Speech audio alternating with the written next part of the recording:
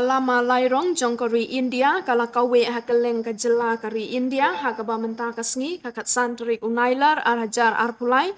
ka office u deputy commissioner Ribhoi district kala penlong Sngi Rakhe kane ka sngi ka jinglai lu jongkari India ka banyo pnyo snem HNSCA stadium paham sim Nongpoh bat ukong san hagane ka sngi ulong MLA na ka United Democratic Party ka Kliriat constituency uba Carmen Shilla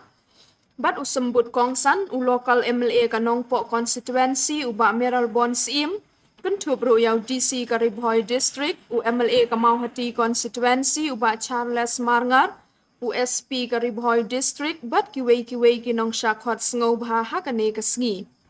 bat hakane ka sngi la sami ki khusnam shaki SHG bat shaki nong job jong ka march pass bat ka cultural competition jong ki school ba pher ki balawan ban shimbenta hakane ka sngi bat la penpu penping ya kane ka sngi da ki jingruai ki jingshat jong ki khna school bat la sakhi ya kane ka sngi da ki Hajar ngot ki Paidbah saudong kane ka Madan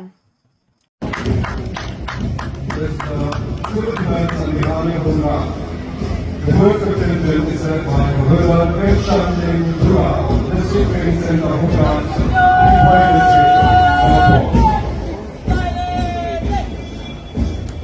And the second attendant is led by the Shongshit of the district training center of Hajar Tuid district Nongpoh. Good. Rosie is recognized to take the city now to the Ribhoi South, where its commander, Mr. Jason P. Rakhe.